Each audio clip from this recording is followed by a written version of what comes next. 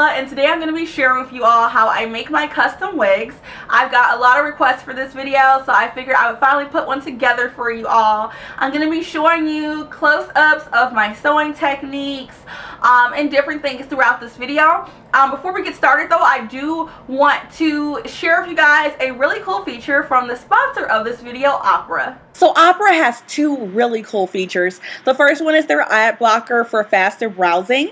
I love it because I'm able to block those annoying pesky ads and be able to browse the internet so much faster and see the things that I really want to see.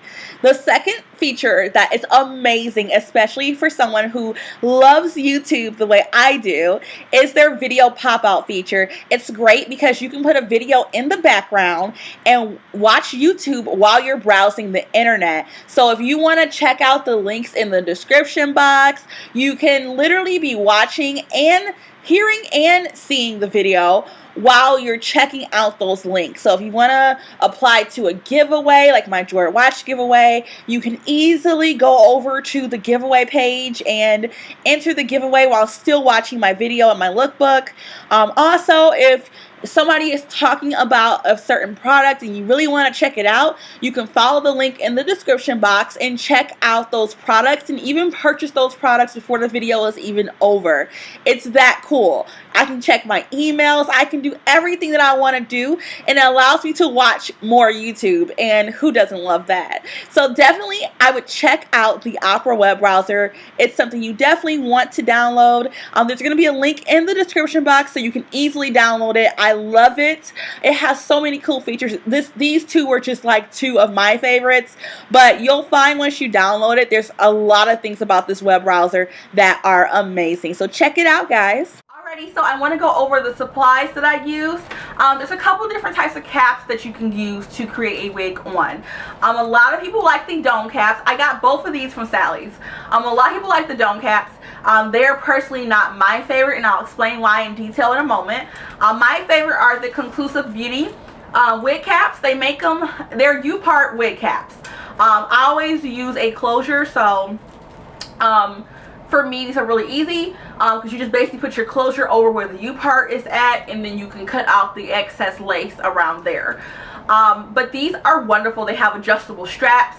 They're mesh, so they're a lot more breathable than dome caps, and they're just really comfortable, and they have adjustable straps, so it'll fit like anybody's head pretty much. So first one is the dome cap. So with the dome cap, this has a thick elastic band around the perimeter of the wig. I find this dome cap uncomfortable, this thick elastic band uncomfortable to wear on a daily basis, personally. Also, with this, you have to be very careful not to sew through the elastic band or your wig is not going to stretch properly. Also, with the dome caps, if you're not careful, if you don't have them stretched out good enough on your mannequin head, you're going to run into the issue of the cap shrinking up and not fitting very well. So with these, make sure that you use your T-pins and you stretch that cap out on the mannequin head. You don't want to overstretch it, but you want to make sure that it's stretched out while you're doing it, so that it doesn't shrink up as much. Also with this wig, I didn't do it on this one, but one thing you could do with your wigs, you can sew hair around the perimeter of the band, so that way when the hair flips back, you just see the hair versus seeing the track. That's completely optional.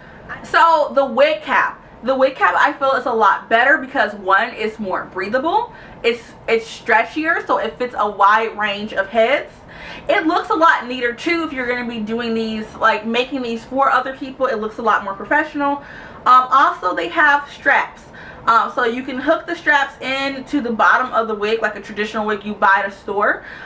So it's a lot more professional looking, and it's great because it'll fit a variety of different head sizes, and really with these, a lot of times I don't even end up putting combs in them, but with my dome caps I pretty much always feel like I have to either put combs or bobby pin them down. As far as combs, I didn't apply them to this wig, but I get these from Amazon, and I just get like, there's a bag of like 32 pieces, and basically you're just sewing the black part down into the wig. As to where you put them, that's all personal preference. where you want them. I usually put them on the sides and like one in the back. Obviously we'll need a wig head to do this. The only thing about using styrofoam wig heads is that eventually they do kind of tear up and you'll get like little white styrofoam pieces in your wig, and you can just easily pick those out. They do have silicone ones that you can use as well, and you'll want to get a box of T-pins so that you'll be able to pin the hair down as you're sewing, pin your cap down and everything like that. When it comes to thread, you can use cotton thread or you can use nylon thread. A lot of people recommend to use the nylon thread, which I do like the nylon thread. However, I feel like in the beginning when you're first making wigs, the cotton thread is a lot easier to use. So that's kind of personal preference. But the nylon thread, I feel like it probably would last a little bit longer than the cotton thread, just especially if you're going to be wearing the wig quite a bit. Other than that, you'll just need a curved needle. I got this one from Sally's as well. They sell them in like a pack of a couple different kinds in there. You'll need some banana clips just to keep the hair separated, and particularly when you get to the closure. And fray check. This is something that I highly recommend, is getting fray check. I use fray check on anywhere that I cut the wefts on the hair. Usually when I get to about this point here is when I start laying single track so that the top of the wig is like flat, okay? So let's get started. So the only time I go through the weft is when I'm starting a weft and when I am ending a weft. Otherwise, I am going around the weft when I am sewing. I use the T-pins as I go to position the track. That helps me keep the hair sewed in a straight line. You're going to see the technique that I use for sewing. It's pretty much just a double loop. The great thing about doing the double loop is it's very secure. Now, like I said, I do the fold over method on my wigs, so I don't cut the bottom two wefts. So basically, I just fold it over and then I start in the next direction. When I fold over, I do go through the weft again as well. And I would put fray check there, anywhere where I'm folding the track over. And then you're just double looping from there, and that pretty much continues until the top of the wig. Now, I sew my closure on after I've done usually 1 or 2 tracks. Here I just bundle the hair up at the top and then I pin it.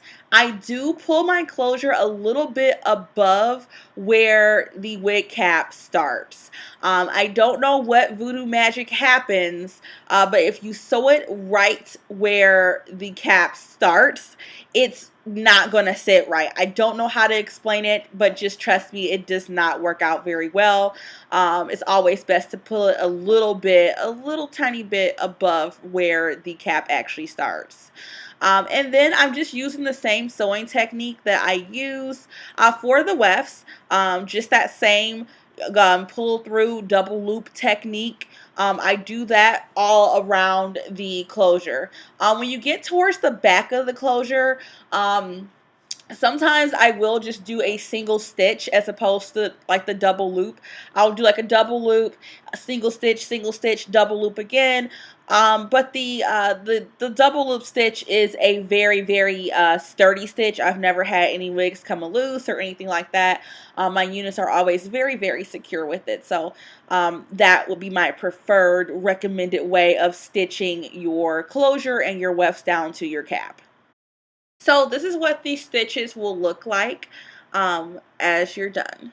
So once you get to about your temples, you're going to want to make sure that you are no longer folding over. At that point, you do want to be doing single tracks so that the top of the wig will lay very flat. Now, it's always a good idea to connect a weft right up to the closure. If you don't do this, a lot of times you'll have a gap there, and it won't lay quite as nicely. So I always butt a weft right up to that closure, and then I am sewing through the closure and the cap, and affixing that weft to both of those items, okay? Same technique, same double loop as we did for the wefts and the closure, same thing. So everything is going to be very secure. So once you're done sewing, I just cut back that lace and cut out as much of the lace as I can so that I can reveal the majority of my closure. Hey guys, it's Sheila, and today I'm going to be reviewing the Virgo Hair Company Brazilian Body Wave hair from AliExpress, so stay tuned. Alright you guys, so another AliExpress hair review. This hair is this is the first time I've had body wave hair that's this long. I'm rocking two 24 inches to 22 inches and an 18-inch lace closure. It's a 4x4 lace closure.